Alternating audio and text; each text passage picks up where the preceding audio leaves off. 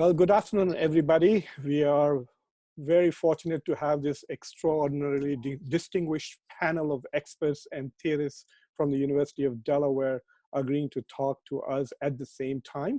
Today, we are going to talk broadly about what is post-colonial theory. Is there such a thing as a post-colonial body of knowledge?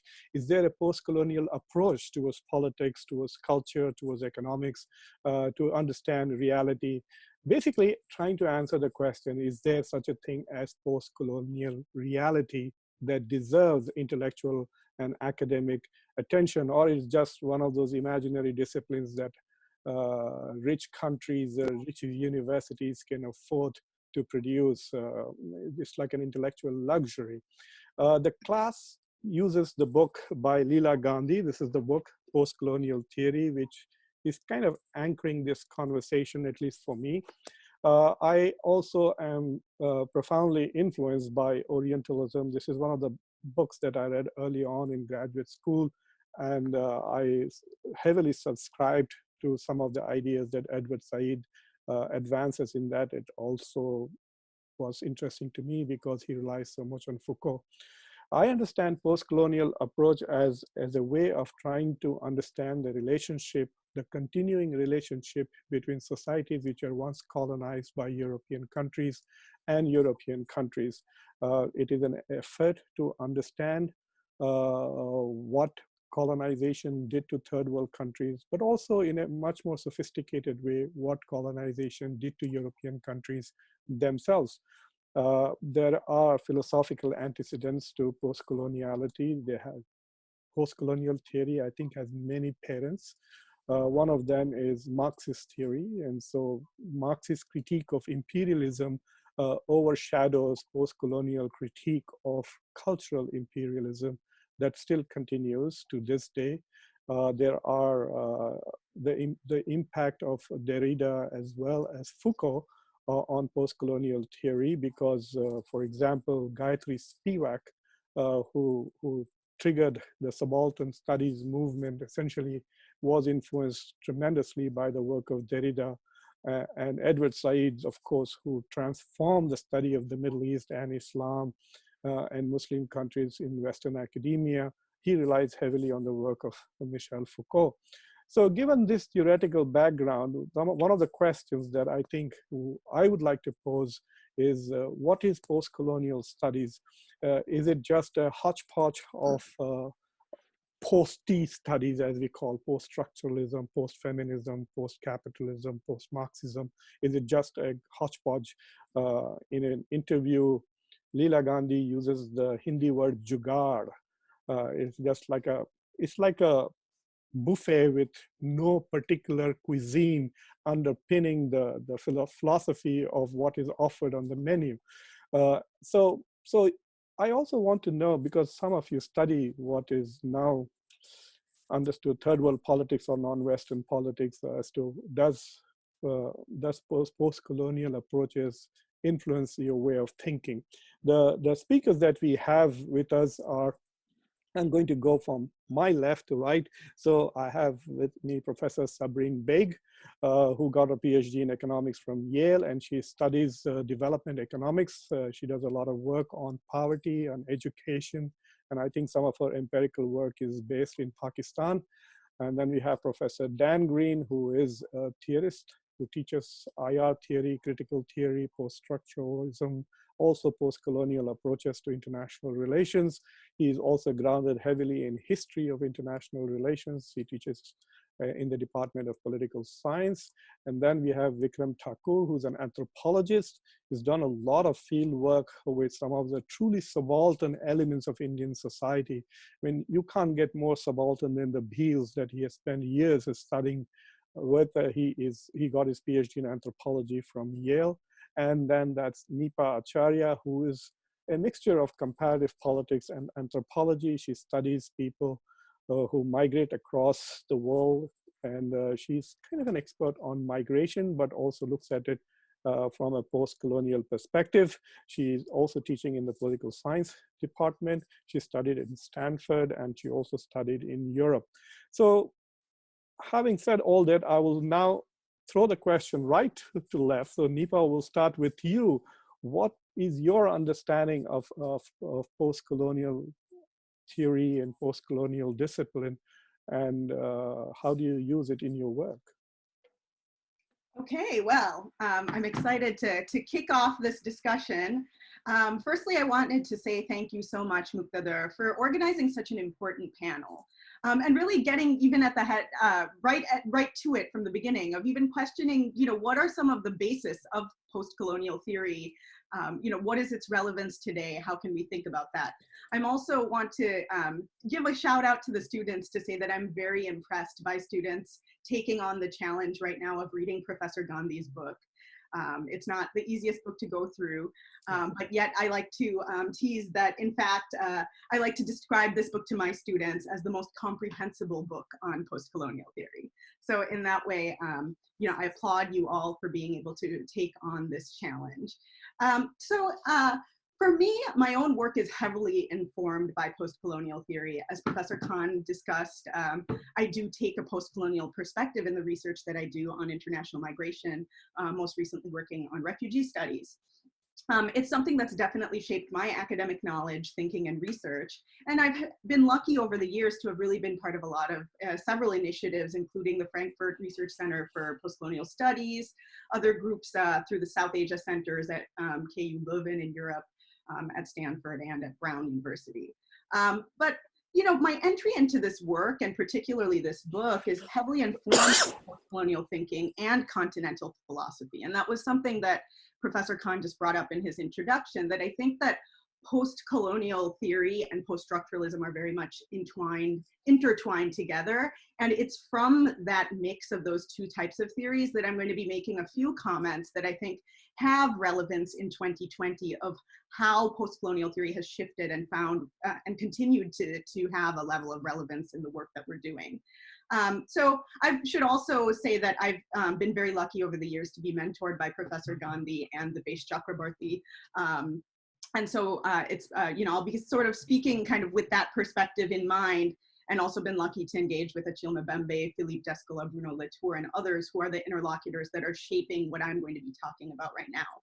So a lot of important points I'm sure are going to be made during this seminar, but I have just two summarizing points that I want to talk about. First, with respect to Professor Gandhi's book, which Professor Khan, you asked us to speak a little bit about it. I want to just mention that Leela in her book is really able to condense and draw from the work of Ahmad, Bhabha, Chakrabarti, Fanon, Foucault, Lacan, Lloyd, Memi, Said Spivak. These are just a few of the names that you see throughout the book itself. But what she's doing in that book is really trying to draw a kind of genealogy of postcolonial theory, while also unpacking connections to several different concepts, such as subaltern studies, which I'm sure Professor Thakur will talk a little bit more about. If we think of the work of Ranajit Guha and his contributions of moving from Marxism to talking about peasants, and then the role of the subaltern, and do the subaltern speak? And that'll be definitely an interesting question for all of us to think about in our own research. How do we draw from subaltern voices in the research that we do? But she's also drawing connections to other concepts. Orientalism will talk about the role of Marx and Hegel, critical race theory, negritude, feminism, and continental philosophy. But also, I think what's central to the role of this particular book, which Professor Khan mentioned, is this discussion on transnationalism, but also the role of imperialism. And I think that's a perspective that her research specifically takes. And there's a great deal of transnational connection in all of her research that talks about this connection between freedom fighters of the anti-imperialist movement and anti-colonial cause. So her book is really talking about anti-colonial thought premised on radical friendships and also post-colonial ethics in the practice of democracy. There are many fascinating connections we can look at even from 1947, but even leading up to that time of Du Bois, for example, having interactions with M.K. Gandhi, Einstein and and Tagore, the poet, having connections.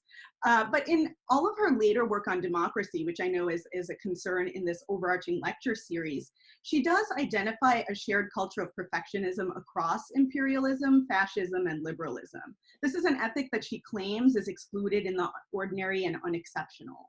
And our understandings of her use of the post-colonial project really starts from those concepts.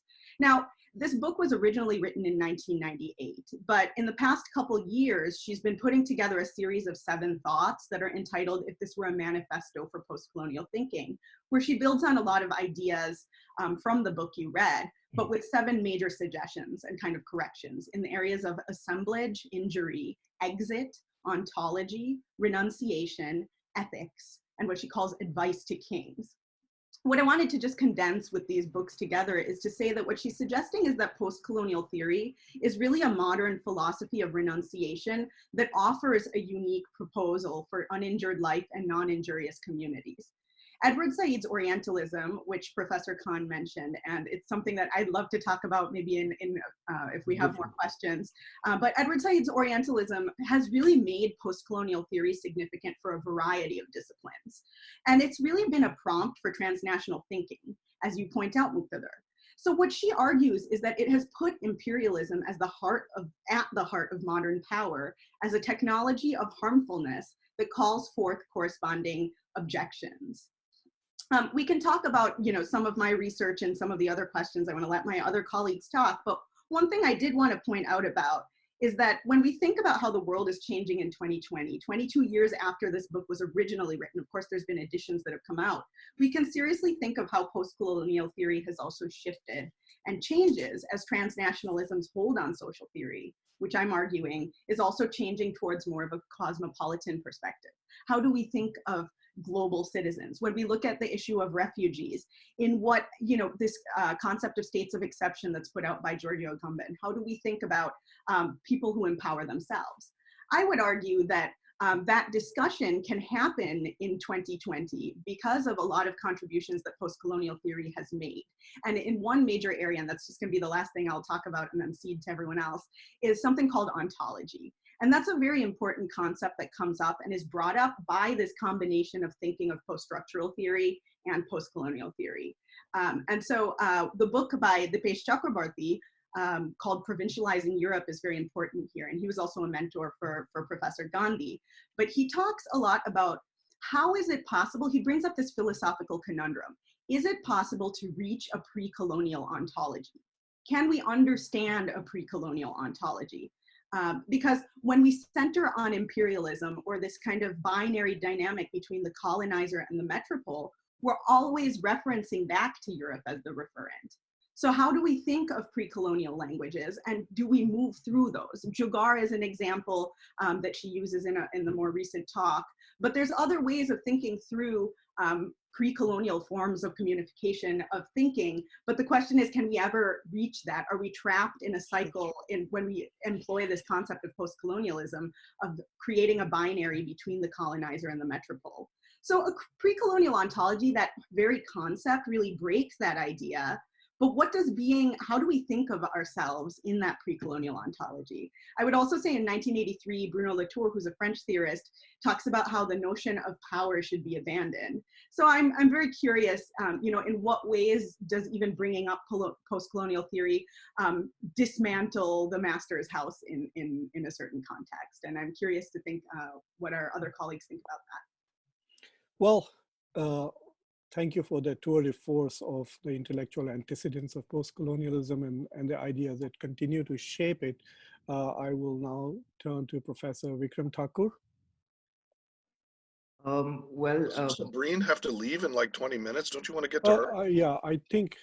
Oh yes, it's 2:29. Sorry, I think I'll jump to Sabrin, and then we'll come back to you, Vikram. Sorry very much. Go ahead, Sabrin. Yeah. I'll be here into 3, no worries. But for me, I guess post-colonial theory, I'm going to use sort of a description used by Gandhi in her video herself. It's a meditation on sort of the problem of imperialism, and that meditation is for me an intersection of many different social sciences. So the discourse of post-colonialism has entered several disciplines within the social sciences and the humanities, and I think about post-colonialism as an economic meditation of imperialism and colonialism. So how can we, there's 2 components to me of post-colonialism in the study of economics. What can we understand about developing countries or former colonies, their sort of contemporary condition, how can we tie that to the effect of colonialism? And two, how can we sort of um, unravel the effects of colonialism? So thinking about, one of the things that comes up repeatedly is sort of the persistence of culture and institutions, and it's not reflected, it's reflected quite well in looking at the effects of colonialism on developing countries today. And so a big thing about the study of post-colonialism for me is also to study how to what policies or what sort of institutional and cultural changes can move us out of those very persistent effects of colonialism. Um, Another thing of post-colonialism for me is, while, like I said, the discourse of post-colonialism has entered several disciplines, it has yet to engage, in my view, with economics.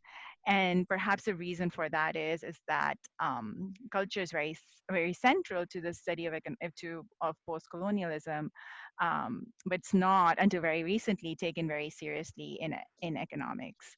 There is some work, though, bridging post-colonialism with the study of economics, and that is through the study of institutions. So several economists have worked on, after realizing that institutions are so central to development, have tried to figure out where they exactly come from. Why are some countries more democratic than others? Why do some countries have private property rights and some countries not?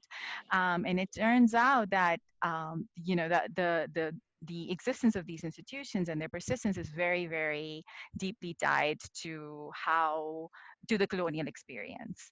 So I'm going to talk about the work of two economists, which kind of lays this out very well. The first is sort of the seminal work by economic historians and macroeconomists like Daron Acemoglu, Jim Robinson, and co-authors who study the colonial origins of comparative development. So their idea is that the Why kinds of nations institutions. succeed or why nations fail, right? That was Oh the sort yes, of. so that's their book, and so that's um, encompasses a number of studies that they did, and sort of the central idea is that the kinds of colonies that were set up were very variable. And so you think about the colony that was set up in Australia versus the colonies that were set up in South America. The and sort of these were very different. They had very different institutions that were set up by colonizers. What determined these could have been arbitrary in some sense, but what was common across these colonies was that the kinds of institutions that were set up historically mirror the kinds of institutions that we view in these countries today. And what differentiated them was that places where colonizers were able to settle or wanted to. So the British lived in India for over 100 years. They were more likely to set up institutions that would allow more private property rights, sort of a better functioning of both political and economic systems, versus the colonies that say that were set up in the Congo or South America, where the purpose was not settling but Extractions. extraction. And so it's just almost remarkable how institutions that were set up at that time, um, you know, persist over many years, and until today have not, continue to be ingrained into the system and are just very hard to shift. And so and similar, this is, I guess, the second point I wanted to make. Similar to this is the more recent work by Abhijit Banerjee Mhm. and co-authors. Again, Abhijit Banerjee, who's the most recent Nobel laureate in economics, has studied the role of colonial institutions, particularly in India, with respect to land tenure. And again, to me it's remarkable that there was variation in the kinds of land tenure institutions that were set up in India, where so the purpose of the colonizers was land revenue, but the way this land revenue was extracted varied across places. There was a lot of reliance on of the colonizers on existing elites And so in some places, these existing elites were large landowners, and they were very central to the establishment of the colonial, rule in India. The Muqtedar can correct me here, but the idea was the most efficient way to extract rents from peasants was to partner with the large landowners, and once you sort of can gain their loyalty, you can leverage that Yeah. to um, gain compliance of the masses.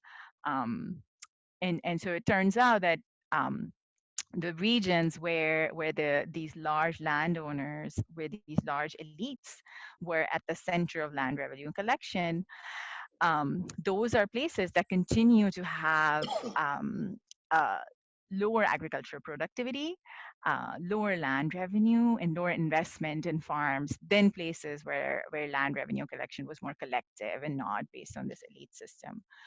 And so um, and so I guess for me, just the discourse of the literature has I think done a considerable and a very comprehensive amount of work in understanding the effects of colonialism on economic outcomes and institutions, and sort of you have to moving forward, um, and moving away from what, as Muqtedar was describing, is a hodgepodge of different things. Moving away from them, I think what would bring together the study of colonialism in different fields and disciplines would be an understanding and more exploration of how we can get out from these bad equilibriums to more sustained growth and um, sort of a positive evolution of institutions. I want to quickly ask you about this divergence theory, the debate about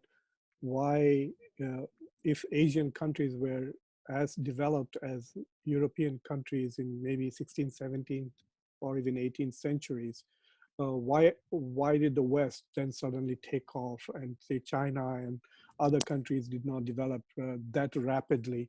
Uh, does that debate also look at or use post-colonial insights, or is it a completely different genre of debate? So I think that the sort of the step one, right? Like, why did the Europeans become the colonizers and not the other way around? Yes. Maybe that's a pre-colonial an understanding of the pre-colonial determinants of the differences in income or differences in that we have across countries. And yes, that is a debate. I don't think we fully understand why Western Europe suddenly went ahead of countries that were already civilizations that were already pretty established and continues to grow until very recently. And it's my understanding of it is, it's a combination of just some natural endowments and factors, ecological, the way the disease environment was in Europe, the way agriculture and innovation happened in Europe versus the rest of the world, led to this initial divergence, which continues to, from which a persistent gap has emerged, and where our goal is to sort of try to narrow this gap. I think post-colonialism comes sort of in the place where that once this initial gap emerged and we had the colonial and imperial period, how can we, what are the factors that makes this gap continue to persist and maybe even increase, and how can we sort of try to narrow this gap? As we are almost 100 years, I think another point for the students of this generation is we're living in an era which is about a century post-colonial, for the most, a Yeah. quarter century at least, and so what's the way forward? All right, so I will now come back to Vikram. Vikram, you have done a lot of work with the subalterns and lived with them, and so we would like to hear your take on the post-colonial perspective and also about the realities that the subalterns face.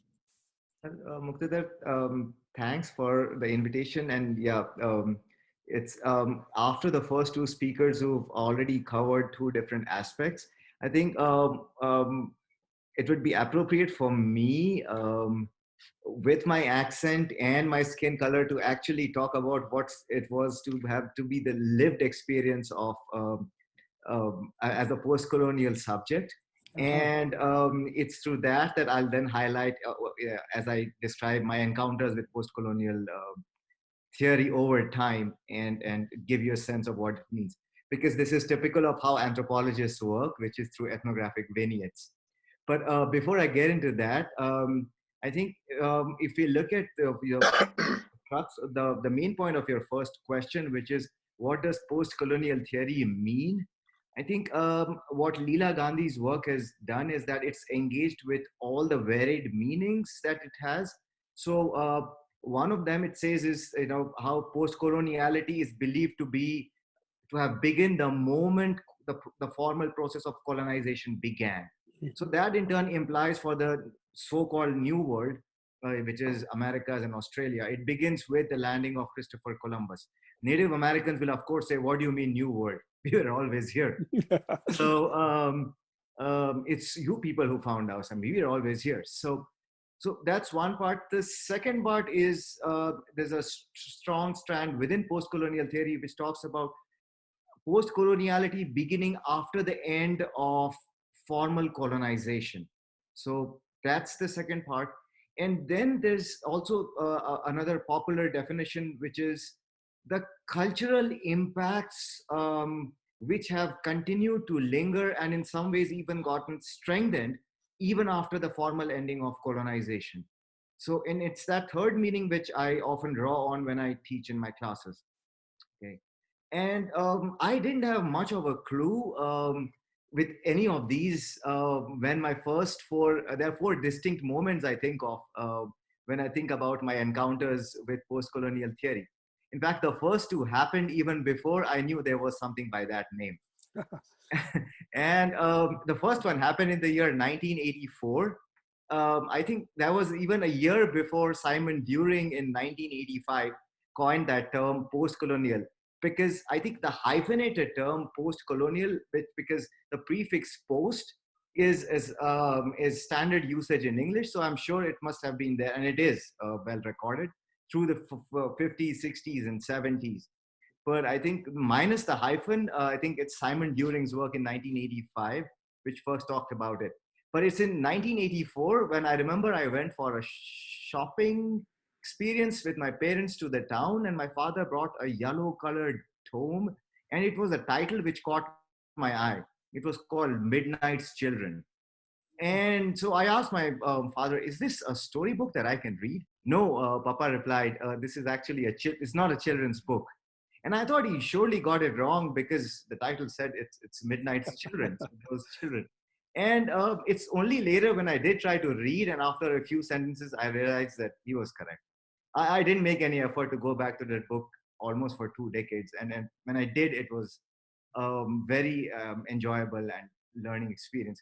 It's the second encounter, which was with Amitav Ghosh's Shadow Lines. Again, an important book when we talk of post-colonial theory in terms of its literary contribution. And I read that book while I was completing my undergraduate in economics in India. This was back in the late 1990s.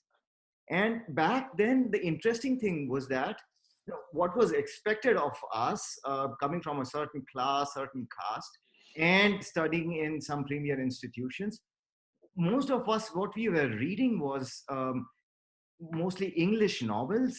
And these, I mean, some of the authors we read back then as teenagers were Jean-Paul Sartre, Gabriel Garcia Marquez, even Ayn Rand.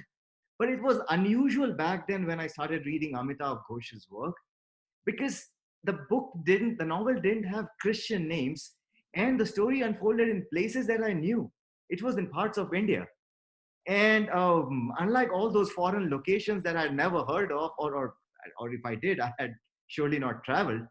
And the most distinctive part that I still recall even today is when the protagonist goes to United States, and after seeing a lot of plastic bottles in the trash, and those were packaged water containers, and he takes them to be bottles of champagne. And I could immediately relate to that error without having been to the US, since packaged water had just become a common commodity a few years back, beginning from the late 80s, early 90s. And Muqtedar, you will recall them, the Bisleri bottles as we call them. And of course, in India, to have actually seen a champagne bottle was impossible. But we did see them in movies. And so the idea of transparent bottles of storing something, and so you could relate to it. And what that also showed is that moment of post-coloniality where the attempt is at imagining what the West was and of course getting it wrong. And this was such a simple yet elegant take on what is post-colonial theory, where the lens gets reversed, and that was the charm of it. And so in some ways, this is also again what post-coloniality means, which is the former colonized countries of Asia and Africa, where colonialism, I mean, the idea of European, it lingers, Europe somewhere lingers, and then even though the formal structures of power have ended in many ways. Isn't it also a kind of a yearning for the colonial master? Yeah, you could say that. I think that was more distinct, I would say, a generation back. When, so for example, every time, even in my field area, when I interview people who are above the age of 65 or 70, and they would say, "Ye kya time hai? Wo zamana kadak zamana tha," which means they refer to, hark back to, what Niratsi Chaudhary talks about, when he's longing and he's admiring the British. He calls himself, "I'm more British than the British themselves." And or what V.S. Naipaul does in his writing. I mean, there's a clear admiration and looking up to, the British, for former colonial structures of power and the cultural issues that it introduced in the process. I think, and my third encounter is when my formal engagement begins with post-colonial theory, which was incidentally at Center for Studies in Social Sciences, Calcutta. And I joined this place in the year 2003. And ironically, despite having teachers like Partha Chatterjee, the experience actually left me confused and puzzled. And some of the readings that we had to do, these were some of the most important texts in post-colonial theory. And that included works of Michel Foucault's Discipline and Punish, ideas of panopticon, internalization of ideal behavior. Then there's Louis Althusser's work, who's also seen as a structural Marxist, but in many ways his work is drawn into post-colonial theory. And his ideas on ideological state apparatus, where schooling and education is supposed to be one of the main sites that produces docile citizens.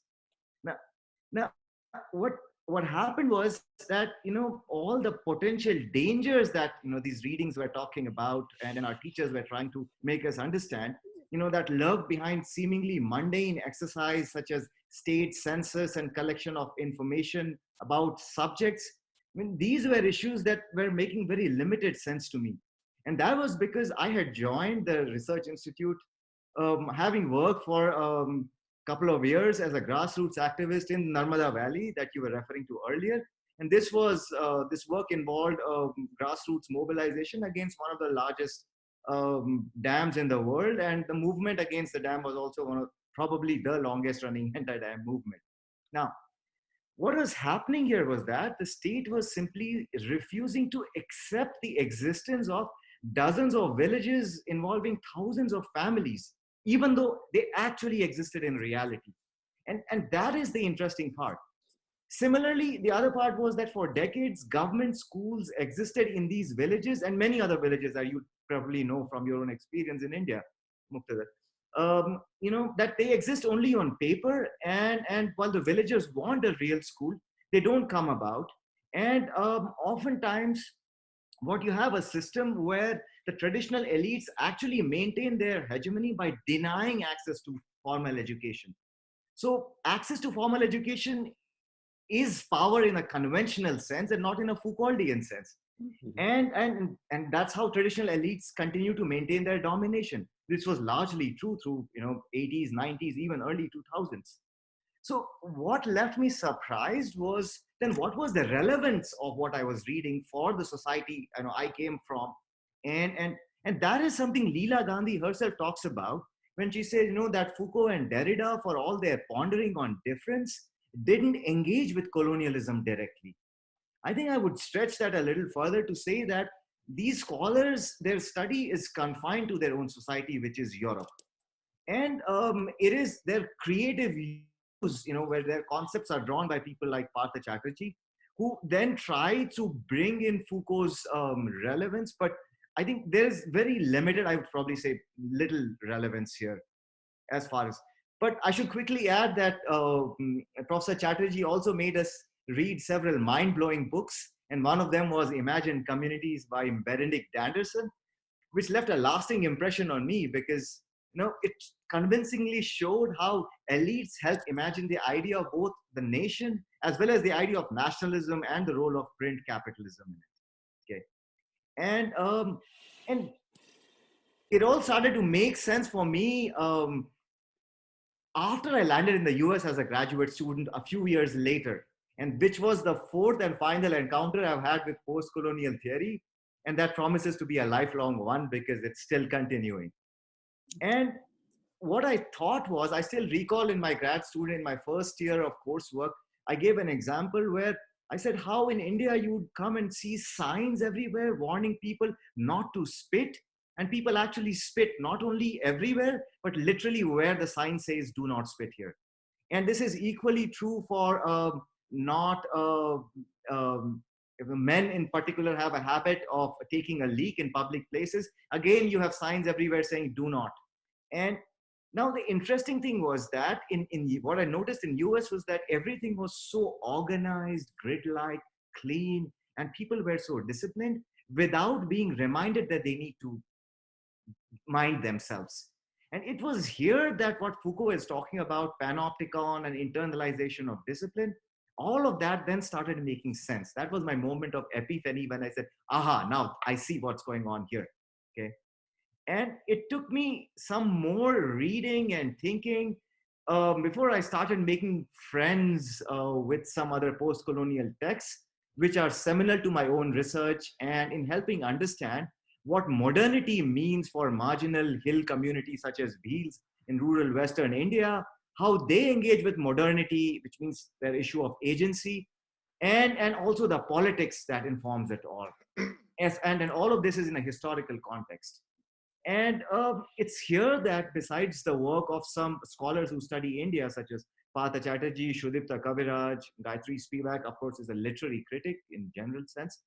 And I find the work of several European thinkers to be very helpful, but these are the ones who themselves usually come from marginal social backgrounds or people whose work, and in addition, their work is informed by empirical data. And here I would think of course, Antonio Gramsci, because he was a lifelong activist. And more importantly, I think he came from a humble background, which helped understand what was the society he was trying to deal with. Similarly, work of Pierre Bourdieu, A Postman's Son, Stuart Hall.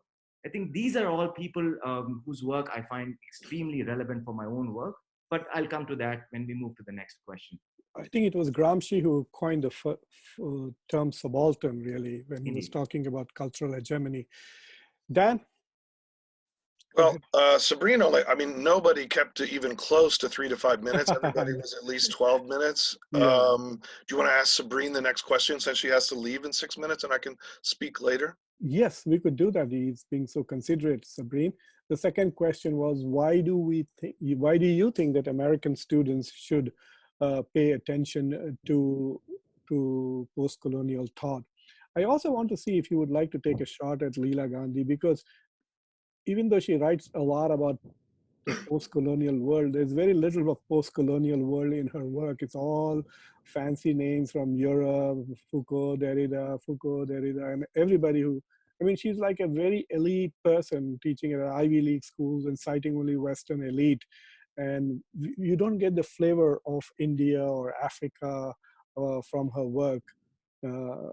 Basically, the absence of empirical, content, I think, shows that post-coloniality is just another extension of post-structuralism in Western academia.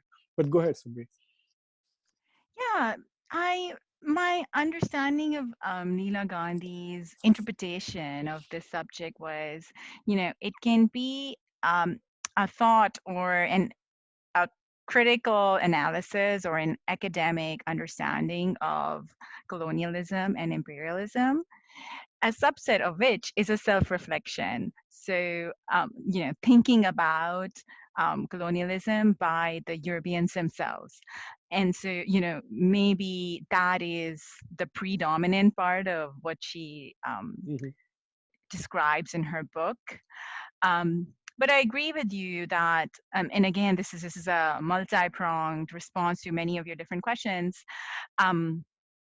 It's something that she does not discuss so much. It's something that I think I do, is my engagement with post-colonialism with my research. And again, is also something that I think is the way forward and what students should think about and why students should learn about this, is bringing, bringing the numbers to the study of post-colonialism. So an empirical investigation of all of these questions that we're talking about, studying them, and it's going to be obvious why a lot of that has not been done, because there's going to be challenges in trying to empirically quantify or investigate these very elaborate questions. For example, the evolution of institutions or history. Um, so I agree with you. That's not so much covered in how Leela Gandhi understands or describes or portrays post-colonialism, but it's a part of the study of post-colonialism, and some of that work has been done. And so I thought this was question 2, is just talking about how my own research or broadly research in economics is trying to engage with post-colonialism. That's basically that, empirically quantifying, understanding the effect of colonialism on contemporary economies, on the evolution of democracy and institutions, political and economic institutions. So, for instance, I have some of my early work and also current work tries to again pick these landowners, these elites, and really trying to find a data set that will allow me to say something about how they emerged from the way colonial institutions were set up, and what is the how that elite persistence may be reversed or diminished as modernization has happened in the post-colonial era. So if anyone's curious about the answer to that, what I try to study is first establish that these landlords, and I look at this in Pakistan, just are very deeply intertwined into the structure of both politics as well as economic institutions, and so they rely on these networks of patronage with the farmers who work for them. And this is sort of a persistence of exactly how institutions were set up in the colonial era and just continue to persist. So it's basically brown people doing the same kind of extraction that Europeans were doing prior to. Right, and so these existing elites were maybe middlemen in some ways during the colonial period, and are trying to keep their status more entrenched in the system even after the adoption of democracy and sort of the modern institutions. And Muqtedar, I guess your students are political scientists, so they've maybe studied another class in about the comparative politics or patronage networks, but those are very strongly tied to the as you're describing, the institutions of the colonizers. And these continuation of these patronages, linkages between the elite in the colonial world and the colonizers is one of the reasons why in the 1980s you had this huge debt crisis in third world countries, isn't it? Because they continue to perpetuate corruption in post-colonial societies because of that same relationship.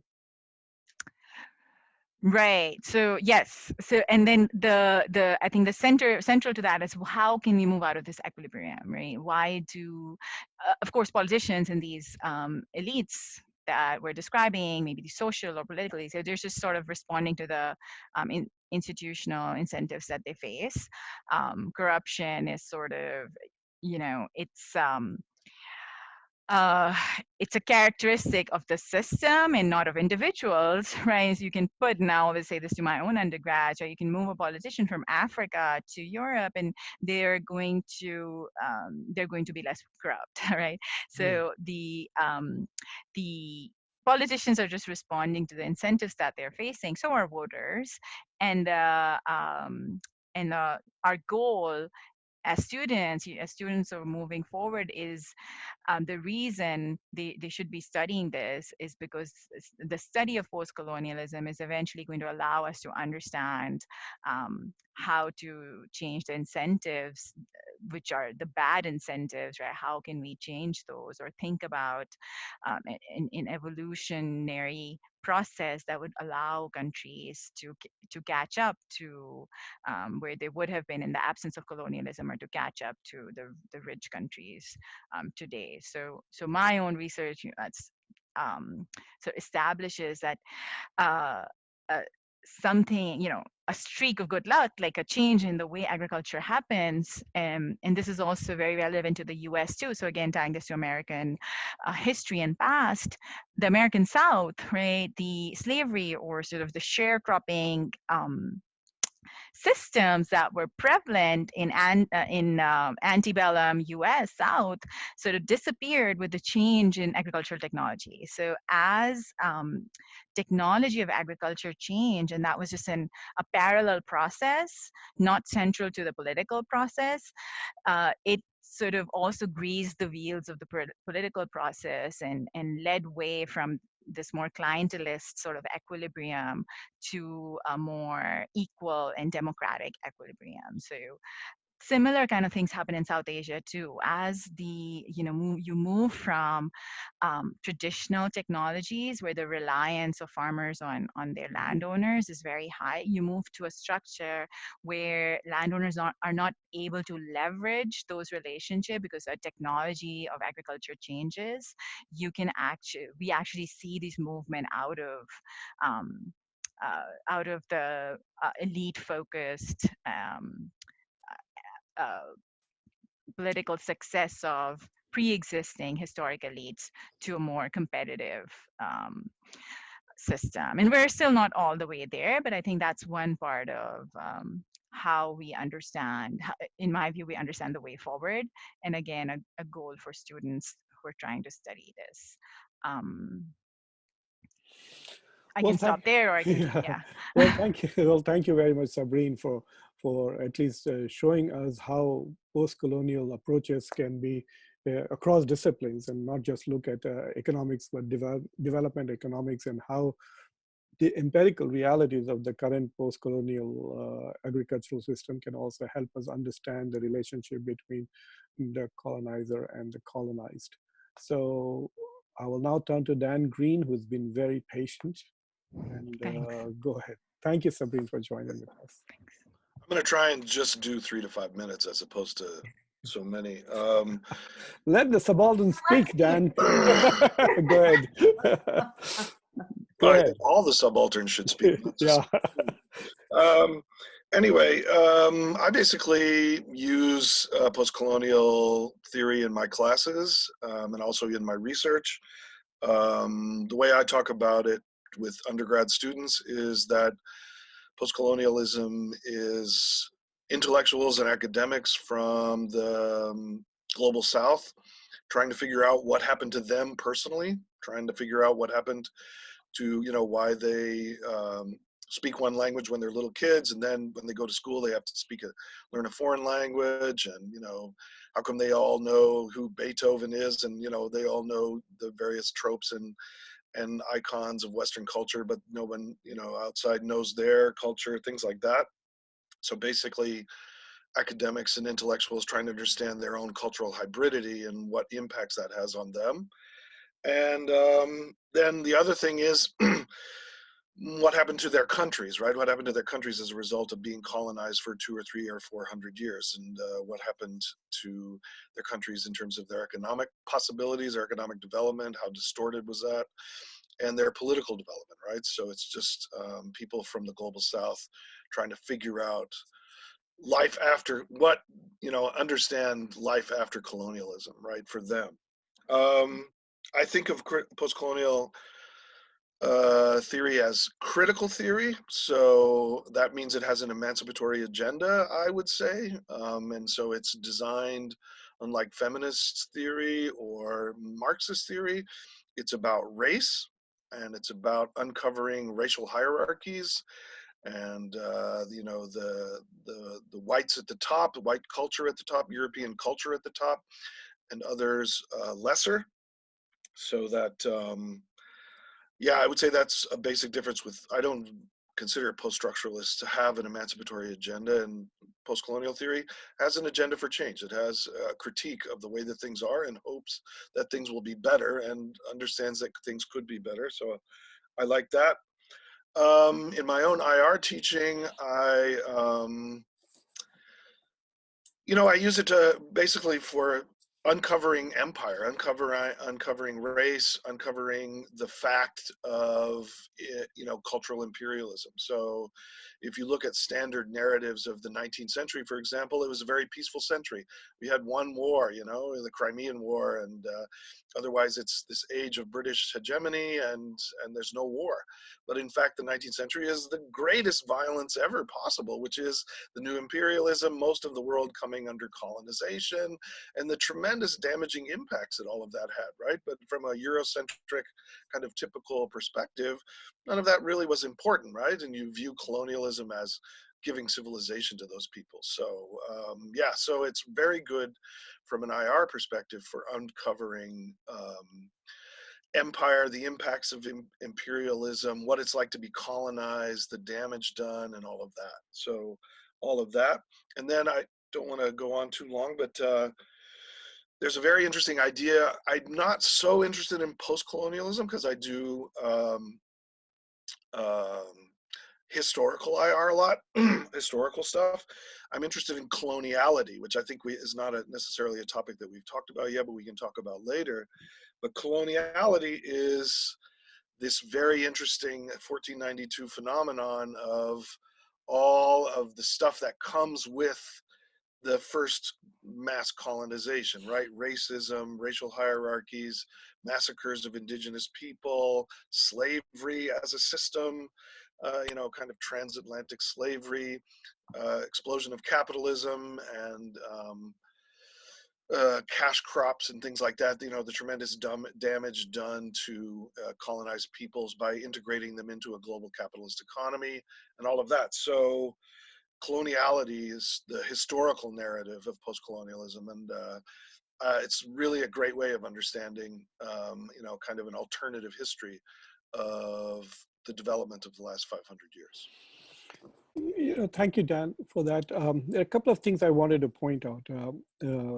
This has been triggered by Vikram's use of encounter with post-colonial theory. Every time I get a grad student, and mostly I get international grad students who come and want to do their dissertation with me, my first question to them, even before they start throwing their ideas, is, where do you want to work? And if they say that they want to go back to their countries and work, then I tell them that, well, you are a free intellectual. You ask any question you like. And then they say, no, I'm looking for a job in the US. Then I say, okay, now you are in a box. So there are limits to what you can ask, because you have to ask these same questions which serve the empire, serve the broader hegemonic interests of the United States, especially in international relations, etc. So we never see dissertations like, what will contain the United States? No one ever seems to ask the question, but constantly, what will contain China? Who will contain China? What alliances will contain China? Will India also be a partner to containing China? And so on. So if you want a job in the US, that is the kind of question you ask. But if you're free to go back and teach in Beijing University, then you can ask the question, what can push back Western continuing imperialism? You can ask questions like that. So you can see that, you know, even for academics who are beginning their career, the shadow of the colonial, post-colonial dynamics is very, very real. The second thing that I also realize is that the more I read about Gandhi's book, and I kept getting this gnawing feeling that you know, there are people who say, I'm not racist. I have a black boyfriend. I'm not racist. I have 2 black friends. As if just because you have 1 black friend, you're not racist. You know. So I thought that the presence of some post-colonial theorists in Western academies tends to kind of whitewash the power knowledge nexus in these universities. And they're saying, look, we are not hegemonic institutions. We are not reproducing this power knowledge nexus. Look, we have post-colonialists also teaching here. We have a critique of imperialism being taught in our economics department, etc. So I think, and Gandhi touches upon it, that post-colonial intellectuals are co-opted by Western academies in order to pretend that there is some self-reflection and some self-critique within the Western thought. So to me, therefore, the more interesting debates are the one that people like Ijaz Ahmed, who wrote In Theory and then came after Edward Said. So people were like horrified, like, how can you critique Edward Said? He founded post-colonial theory and you're going after the founder of post-colonial theory. But then I later on realized that he was free because he was not co-opted as much by Western academies as Edward Said was himself a product of a Western academy. So is post-colonial theory, not the post-colonial approach, especially the one which is devoid of empirical input from the global South, is post-colonial theory, which is independent of the empirical input of global South, also already co-opted in the imperialist discourse that is coming out of the West? Who are you asking? I will start with Neepa and then come back to you. Okay, well, I have a lot of thoughts here. And I'm going to add here that in spirit of knowledge and power, let's also admit, Muqtedar, that you are in a space of power when you're making these suggestions to your students. So there is a power dynamic that's constantly at play. And I would argue that the senior scholars, even at our university, are certain gatekeepers of forms of diversity that are emerging and actually challenging the existing structures that be. I can say that from my own personal experience. Sure. And being on the job market myself. That being said, you know, it's hard to think. I see what you're saying, and I think it is important to critique the imperial discourse or the kind of elitism that functioned in the formation of post-colonial theory, as you're saying, post-colonial theory devoid of empirical structure, if we could make that kind of categorization. And you can say that, I mean, that's a common critique that comes up of Edward Said as well, right? But I would say that, you know, when we're thinking about both Leela Gandhi and or Edward Said, Leela Gandhi, as you pointed out when you were, when Sabrin came to her second, when we were saying we could take a shot at Leela Gandhi about this form of elitism. Yes, she's Gandhi's great granddaughter. Yes, she comes from very specific lineage and pedigree, but I also think that she has a very specific function. And this function is analyzing the role of power in this imperial moment and understanding the structures of these various elites who were the people purporting change in that moment that you're talking about in the 19th century and early 20th century in 1947. Who is Jinnah? Who is M.K. Gandhi? Who is Nehru in this story? And Vikram and I have talked about this a lot in terms of knowledge and power, where one thing that comes up in this classic way in which we think of post-colonial theory related to India is that, you know, Professor Thakur helped point out to me that these frameworks, even of saying that there's a Hindu, British, and Muslim set of empires, comes from James Mill, right?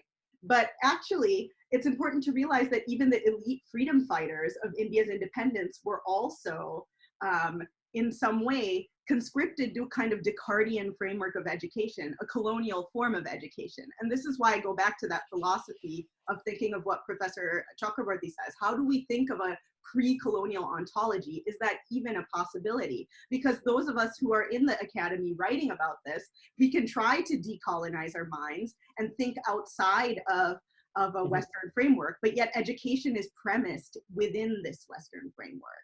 And so I just also wanted to draw one quick point, which is that I want to make sure that students don't misconstrue that we're calling French theorists like Derrida a post-colonial scholar, right?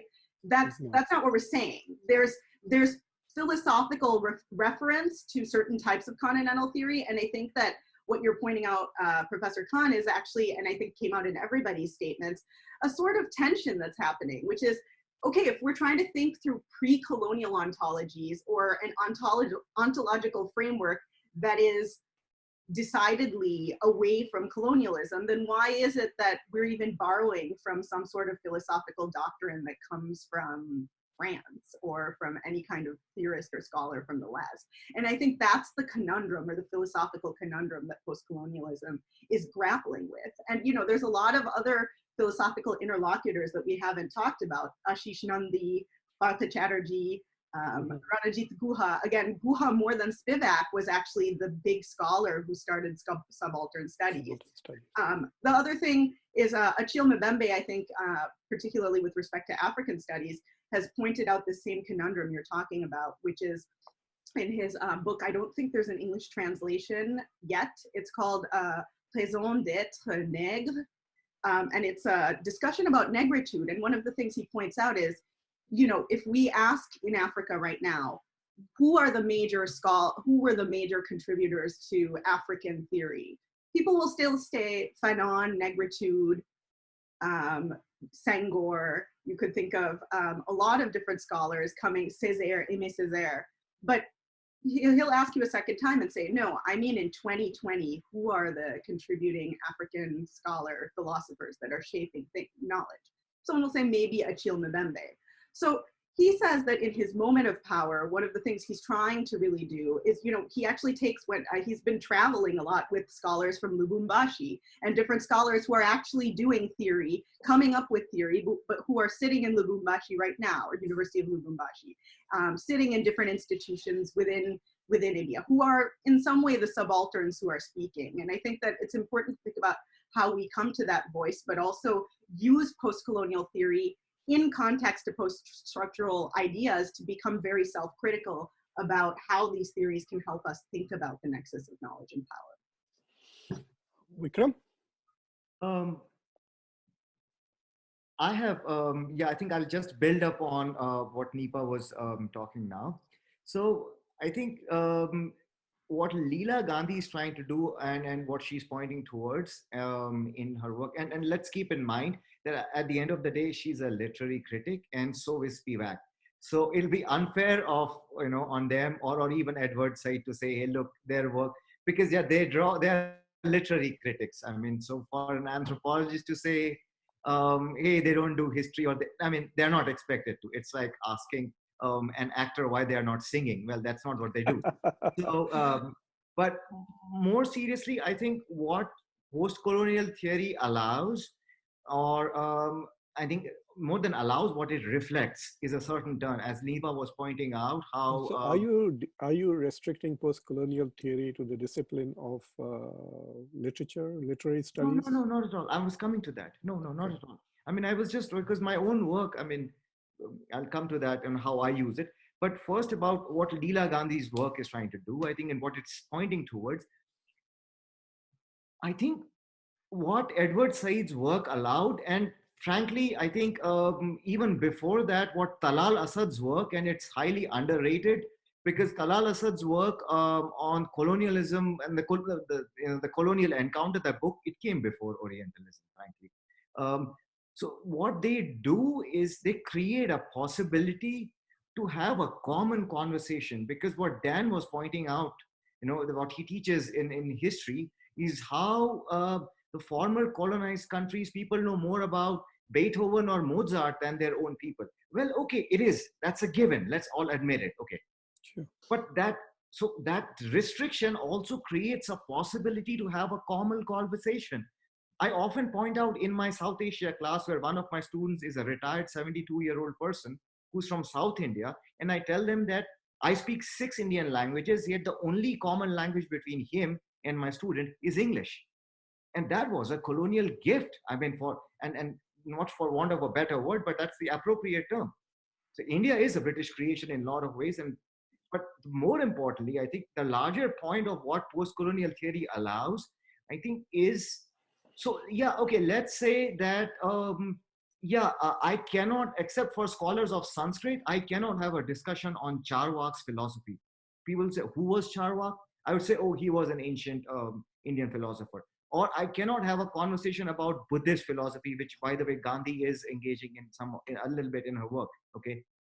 But because of our common education system, because of colonization, it also creates the possibility that we all have the same canons, beginning with Greek philosophers, Socrates, Plato, Aristotle, and then we come down, and then we can have one shared conversation. In fact, when Arif Darlik or when Ejaz Ahmed are pointing out that there's a problem with post-colonial theory, their lament is that one moment of Marxism that they want to hold dearly onto is that moment of exploitation which is being taken away.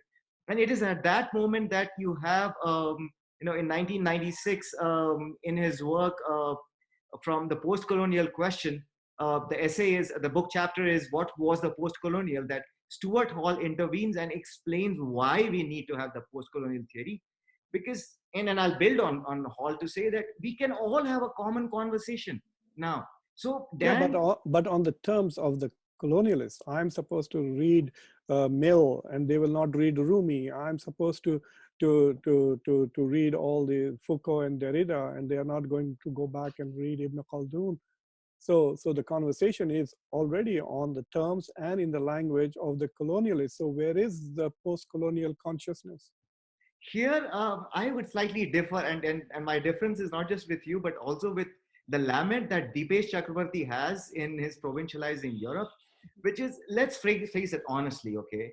There was no ideal pre-colonial world, and we don't have to get into ontologies. I don't need to. I mean, I don't get into the ontological understanding of what means to be Bheels, even after 20 years of living and studying them.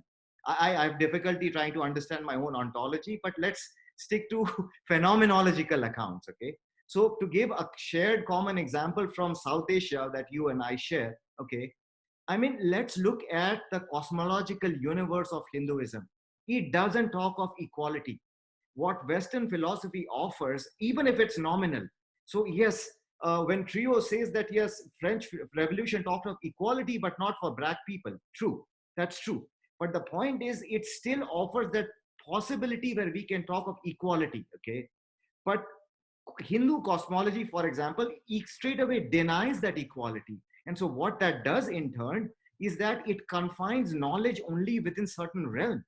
So in theory, yes, Rumi is denied, but then how many people, even within Islamic society, actually had access to Rumi in theory? And how many of them could practically read and have that discussion? Because the idea of slavery is not just Western. Slavery was there in all parts of the world. So what I'm trying to point out towards is that liberalism and the baggage that it brings along also allows for a potential for emancipation, what Dan was talking about. And whether it is in feminist theory, whether it is about gay, lesbian, and sexuality and other issues, and the feminism that Leela Gandhi is talking about, all those potential is there. And also to quickly add, what Gandhi is also trying to introduce, and she does, is she's talking about subjectivities and existence, not just in terms of what Freud does, but she brings in, of course, Franz Fanon, who was black, and again, but he was drawing on Western philosophy. But more importantly, she brings in that Bengal thinker, the seer, the holy ritual man, Ramakrishna Paramhans. So she talks about the subjectivity, not just one individual, but the existential crisis within an individual in terms of how the ontological self is not just one, but two beings within oneself, that Ramakrishna Paramahansa is talking to his students. And that she then tries to link it to Western philosophy. So what she's trying to again draw on is this possibility which exists. For having a combination, of having communication between civilizations, so to speak, right? Dan? That's what I was just going to say. Let me just make 3 comments that kind of riff off of what has just been talked about. First of all, I think that the metaphor that's very popular these days in several schools of IR is kind of like co-production or confluences between different civilizations. So there's a lot of kind of recognition that East made West and West made East. And if you go back in history, we all kind of borrowed from each other. So I think that is I think really post-colonialism put that hybridity out there, and now, you know, the kind of hybrid nature of all civilizations, and now it's becoming more, you know, widely accepted. So I think that that's much the credit of post-colonialism, that we understand that we're all the product of each other's civilizations in some ways, which I think then kind of rejects the idea of some kind of pre-colonial purity, probably, right? Some kind of pure pre-colonial essence of some sort. The second thing, that again, from a historical IR perspective, where we are, I always tell my students, where we are right now is multicultural multipolarity. We have, since the 1990s really, we have 6 or 8, 10 great powers from different parts of the world, different experiences. Some are ex-colonies, some are from the East, some are from the South, some are from the West. And we've really never had that before in history. We've never had multicultural multipolarity at such a high level of international integration. There have been coexisting civilizations in the past, but they didn't link up with each other so much. Now we have such a high level of interaction. And for the first time, it's not just, you know, America and the Soviet Union anymore. There's multiple poles. So that means that it's finally time for something like dialogue of civilizations, because we're all more equal than ever before, right? We're hopefully, and I think that's another achievement of post-colonialism, is that we understand that the past was dominated by the cultural imperialism of the West, but in the last 20 years, maybe we have an opportunity to go beyond that, right? So I think that's also important to emphasize, A, that post-colonialism got us to that point, but B, this hasn't happened really before, right? It's our lifetimes, even less than our lifetimes, that we have this kind of structural opportunity for exchange of ideas. There was a really interesting book a couple decades ago, talked about the problem of difference and how international relations was never about understanding each other's civilizations. It was always about domination and power maximization and you know, surviving in the struggle for power and things like that. It was never about how do we live together? How do we learn from each other? How do we respect each other's cultures? And so it's only now that we really have the opportunity to kind of do that. And that's the last thing I'll just say is, that's why I think it's so interesting to learn to kind of, because Walter Mignolo contrasts and Anibal Quijano contrast coloniality with modernity. What the West knows is the modernity kind of liberal thing that we were just talking about, right? Progress. The West brings progress. Europe brings progress. Europe is at the top. Everybody will eventually get to us, hopefully, but we are the standard bearers. We are, you know, the West sets the standard that others should follow and points the way towards progress. And the liberalism part of that is, it's always going to be progress. So of course we made mistakes in the past, but we don't have to know about those because we're going to progress away from them, right? So everybody's going to be free and, you know, blah, blah, blah. And you could forget the past and all the embarrassment of the past. But the coloniality thing, which is another great contribution of post-colonialism, is no, the past is still there, right? The past is with us. The past is ruining people's lives up to today. Racial hierarchy, Eurocentrism, whiteness, the power of white privilege, all of that is still here. It's still working. And coloniality tells us, work on it, right? Liberalism says, oh yeah, we're getting past that. We elected a black president. But coloniality says, no, it's all still here and we got to work on it. We got to be conscious of it. You know, I I met a very senior Ayatollah once in Ireland, of all places, and spent a lot of time. And he recounted to me his experience when Foucault visited Iran. And so the Iranians were like, oh, great French philosopher, he's transforming humanities. And they all listened to Foucault, and their reaction was, really? That's it? Like, what's the big deal? We Shias have known forever that the Sunnis have used power and knowledge to dominate us.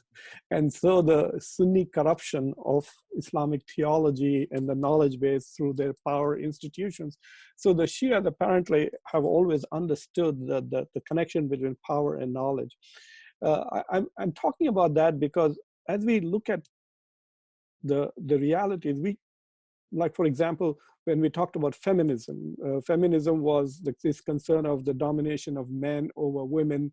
And then now third wave feminism is about the differences between women themselves as to how Western women are dominating women of color, trying to marginalize them. So if you look at the US society now, this issue of the so-called ideal minority of Asians who are now dominating the academia and all the stuff. So there is always this unending stream of power relationship because power is never going to go away.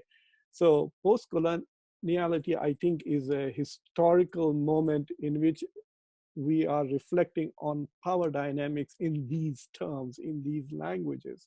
I think we have, as a civilization, always reflected on the power dynamics, whether we were talking about slavery, whether the Bible was talking about the Hebrews escaping slavery from the pharaohs in Egypt. We are always talking about power relationships, and because we have had such a long historical experience now with power and its connections, that we have, I think, developed more and more sophisticated and nuanced understandings of the mechanisms of power. One of the quotes in the book that I found, which was very interesting, was that in the past, Althusser and others talked about how power has a corrupting effect.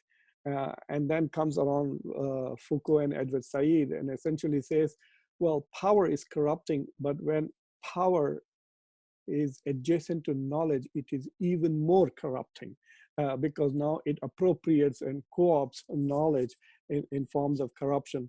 So I think we have had a very, very interesting conversation about post-coloniality, and in the process also touched upon some other issues of post-structuralism and interdisciplinarity. So I'm just going to come back to you guys for just a brief 1 or 2 minute summaries on where do you see post-colonial theory going further. Are we going to see more and more people in post-colonial societies talking about this in newer ways, or do you think it is something that will give way to other ways of thinking about power and knowledge?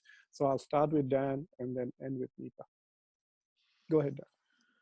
Well, I agree that, the kind of power knowledge nexus is everywhere, but I think the point for me of post-colonial, and for me kind of dabbling in different theories or, putting my head into different theory spaces, because I teach, in my intro class, I teach 6 theories of IR, and the point of that is to help people see things from different perspectives. So while I think, yeah, okay, everybody has a kind of power knowledge understanding, even the Shiites in Iran, we need to understand each other's approaches to these things. So I think that's the point behind multicultural multipolarity, is that we need to educate ourselves about the civilizations of others that aren't our own, right? And so, and I would say that post-colonialism is a really nice way of getting started with that. I think that, the forward agenda, I always, the last question in a sense was, why should Americans study this?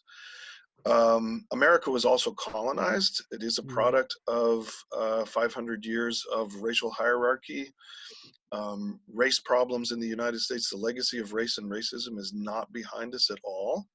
And so, I think the point of all education really is to be able to put yourself in the shoes of other people and expand I think that that's called something like traveling or world traveling or something in post-colonial thinking, right? Where you just kind of, you try and, I used to assign novels written by people from India. What was that one?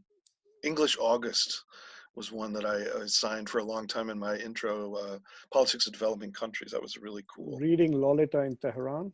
I assigned that one too, but I think English August is great because it's so totally like, it's just, well, it's anyway, it just shows what, you know, kind of the hybridity of politics in a district in, you know, in India, in a, like the local level in India. Anyway, so yeah, so that kind of world traveling is really important. And that's also, by the way, I think basically political, that's why some people don't like political correctness, because political correctness is imagining how someone else will feel about the thing that you just did or said, right? And that's hard for people, but that's what civilizational dialogue must be. And I think that, you know, post-colonialism has already done a great deal to get us down that road, and we just have to keep going down that road. Vikram? Yeah, I think I'll take the second half approach of Dan and convert your question into the relevance of post-colonial theory for US students, because it's a great question. The first point I think is it in many ways, and the first point is again, historically and empirically, I think the US government has always been a great supporter for the formal ending of European colonialism, and has historically stood for freedom. And if we look at two anomalies, one is of course the colonization of Philippines, but then there again, US granted, in the US took the lead in ending formal colonialism by granting Philippines freedom in 1946, a year before Britain did to the Indian subcontinent. And although Puerto Rico still remains a colony, I think its people have had, its residents have had US citizenship for a long, long time. I think. So in direct terms, then the dawn of the post-colonial moment is linked to the role of US government. The second important point is, if we see US as a melting pot, a settler's territory that has been attracting people from across the world, post-colonial theory is also a window at understanding their subjectivities. This is again literally well exposed by Amy Tan, authors such as Amy Tan, and of course, Interpreter of Maladies. I mean, that's a book that I'm teaching in my class. So, which is we're talking of the diaspora communities here. And there are other important points whether we are talking about minorities, issue of immigrants, issues about heterosexual normativity and deviating from it, issues of race, gender, language, and all of these are really big issues that US society is currently grappling with. All young people are in this year of elections. All of that is directly what post-colonial theory actually engages with.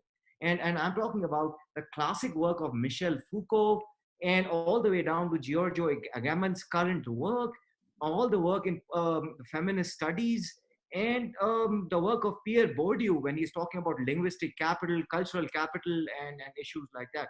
Because at the end of the day, the terrain where all of these battles of politics are being fought, this is cultural politics to a large extent. And that is where post-colonial theory not only gives us the tools to engage, but most importantly, it actually gives us the understanding, conceptual understanding to appreciate what is happening in the first place. So it educates us to appreciate what is happening. Okay? So for students, it's going to give them the tools to understand and engage with the social and political and cultural reality that they're dealing with. And that is really crucial. That needs to be appreciated here in terms of the value of post-colonial theory. And to quickly go back to what you were saying earlier, please keep in mind that the trees from which we are eating fruits today were planted probably by our father or our grandparents. Okay. So similarly, what is being taught in universities today was not what was taught 30 or 40 years back. And Dan can reflect more about the history textbooks that say he read when he was a teenager, and then his children or people who his children's generation, what they read. There's a marked difference in those history books, I'm told. So the point is, post-colonial theory or accepting that United States was not a great country which did everything correct was not something that was being taught in high schools 30 years back. So what we are teaching today is going to shape the future world, because these teenagers are going to be our decision makers tomorrow. This is not just empty rhetoric, it's a fact. I think so. So in that sense, post-colonial theory is going to shape our coming world. If you want to see what American history textbooks 20, 30 years ago used to teach in the North, just go to the South. They still teach the same things in the South. I want to go to Neepa now. Neepa. Okay, well. I'm sorry I made you laugh, but I did see textbooks in Richmond and in DC, which are same textbooks, same publisher, same author, which discuss civil war and its pre and post politics quite differently. I mean, you bring up a good point with that, which is that even now when I was in college, so I'm saying 2006, so 14 years ago, I was asked to testify at the California Board of Education. The reason I was asked to come there was that the Board of Education had opened up 6th grade textbooks to communities to say, why don't we have the Vietnamese community review the chapter on Vietnam? Let's have the South Asian community review anything we talk about, the Indian community talk about India. So actually a group of basically extremist right-wing supporters came in and said, well, we shouldn't teach about caste because Dalits don't exist. So I had to come as a scholar to say, actually, no, the VHP should have no job in this.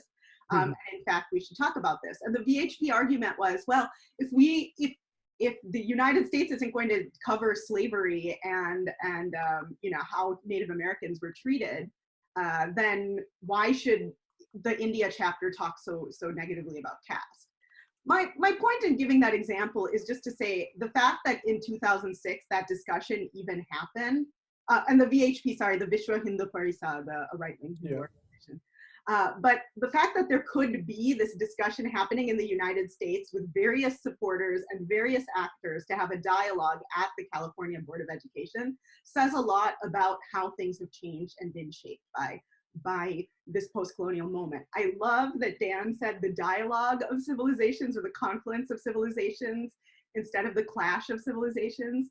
And since he's a cisgender white male senior scholar, we should obviously take it very seriously. I'm making a joke. Yeah. That's my Iranian heritage because Khatami, the president of Iran from 1997 to 2005, launched the whole dialogue of civilization. So that's my Iranian blood. Beautiful. And you know, maybe by me being able to have the last word, this is also us recentering power as the young brown woman scholar in the room. So we're already congratulate. Yeah, exactly. Look, at the end of the day, the last word. Sorry, go ahead. So I think we are running out of time. I just want to leave you. Before you close, I want to make just 2 points. Okay, quickly, go ahead. Go ahead. So I just wanted to say, with the question of why are we doing this? What is our project? The main thing I wanted to say was, for me, just like many of you, certainly when I was in college, looking at Edward Said completely opened my eyes. And my roommate in the Kaku was Sri Lankan, who kept saying, we need to think about knowledge and power. I think the reason Americans or students should be studying this is really just twofold. One is that we can really look at media and try to understand why knowledge and power create bias in everything that we read and understand. And the second thing is to understand who is the expert. The expert isn't necessarily even the 4 of us or the 5 of us who are on this call today, but to really reassess the balance of who is the expert when we're talking about things. And that's something that Said really pointed out in terms of even thinking of a new paradigmatic meta language that's moving us out of the West and non-West. The thing that I'm really trying to push here with everything we talked about was, I think our major goal is to decolonize our minds. And that's why we learn about post-colonial theory, so that we can actually look at ourselves and decolonize our minds and hopefully push towards what Dan is saying, the fact that we have a completely new opportunity to create a cosmopolitan world, a world of global citizens. And I think that that's the path that gets paved when we try to decolonize our minds using these various theories that we're learning about, and hopefully shape a world that is an existence that is global, an existence that's cosmopolitan, and that will basically map our own experiences of empowering ourselves as global citizens. Maybe we can prepare American students to the time when we all get colonized by China. I wanted to leave you with an interesting thought. While I was reading Leela Gandhi's book, and when she invoked Gayatri Spivak, she kind of hinted that perhaps post-colonialism, or at least post-colonial theory, is an answer to the question that Gayatri Spivak says, can the subaltern speak? And while I was reading that, I was thinking of the squad: Alexandria Cortez, Rashida Tlaib, Presley, and Umar. And I said, Gayatri, they are speaking, and they are speaking in the US Congress. The squad is here. That is the subaltern speaking, and that is why you can see the emotions that they are generating in the rest of the public. So yes, the subalterns can speak. The colored post-colonial woman is speaking out there. But I want to be, I'm very, very grateful. It's not always that students get 5 professors to come and teach one class in just 2 hours. So I think it was a great experience. I learned a lot from all of you. I hope it was a rewarding experience for you. And I'm sure that my students will benefit from this greatly. So thank you very much, deeply, profoundly from me to all of you. And I'm putting the recording off. I've read the book so many times, give a kind of overarching view of what her text looks like. Hopefully that